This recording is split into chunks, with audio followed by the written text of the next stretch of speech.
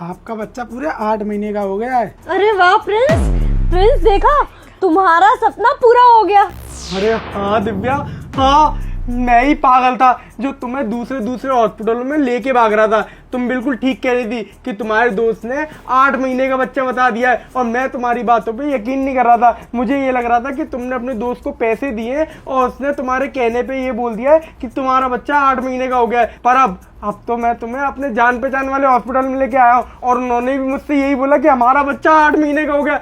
दिव्या, तुम्हें पता नहीं है कि मुझे कितनी बड़ी खुशी मिली है।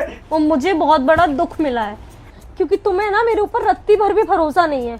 अब आगे की सारे चेकअप और डिलीवरी सब कुछ ना मेरे दोस्त के हॉस्पिटल में ही होंगे, समझे? क्योंकि वो जान पहचान का है ना। हाँ बेबी, जहाँ तुम बोलोगी वहां पे करा लेंगे। बस ये बच्चा ना जल्दी इस दुनिया में आ जाए, उसके बाद तुम भी चैन की सांस लेना और मैं भी चैन की सांस लूंगा, और इस देश को एक फौजी भी मिल जाएगा। हाँ सही बात है। अच्छा चलो तुम जाओ, मैं चेंज करके आती हूँ। ओके ठीक है, मैं रिसेप्शन से तुम्हारी फाइल लेके आता हूँ। ओके।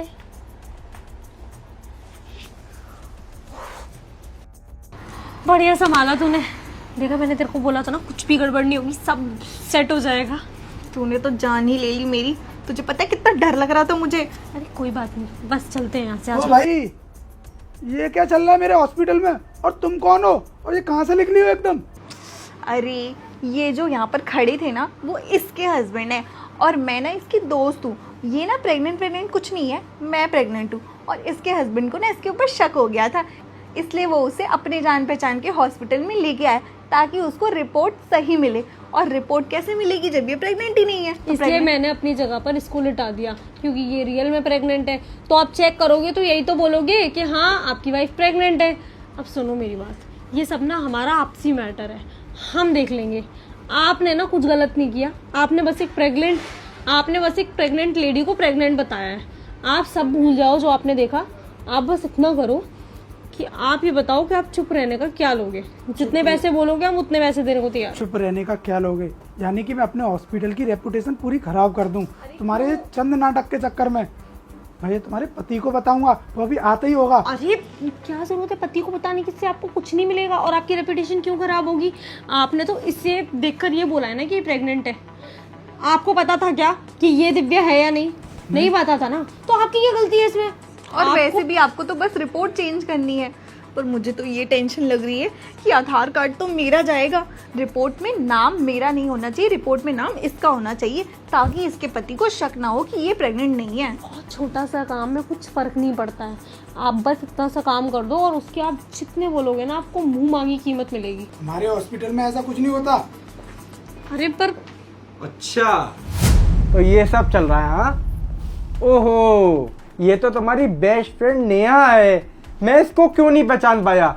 मैंने एक बार भी ये क्यों नहीं सोचा कि दिव्या के हाथ तो पतले पतले और इतने मोटे मोटे हाथ कैसे हो गए? मुझे शक तो हो रहा था तुम्हारी आंखें देखकर, पर मैंने सोचा हो सकता है मेरे को कोई गलतफहमी हो गई होगी। पर मुझे क्या पता थी कि मेरे को गलतफहमी नहीं हुई है, बिल्कुल सच्चाई मेरे सामने आ रही है। क्यों, आखिरकार क्यों किया ये सब दिव्या? चिल्लाने की जरूरत नहीं है प्रिंस, ये सब कुछ ना तुम्हारी वजह से हुआ है। यहाँ पे पब्लिक प्लेस में ना बखेड़ा मत खड़ा करो, घर चलो। और देखो, आपको जो भी करना है ना अपनी वाइफ के साथ कर लो, मेरा इसमें कोई रोल नहीं है, मैंने कुछ नहीं किया।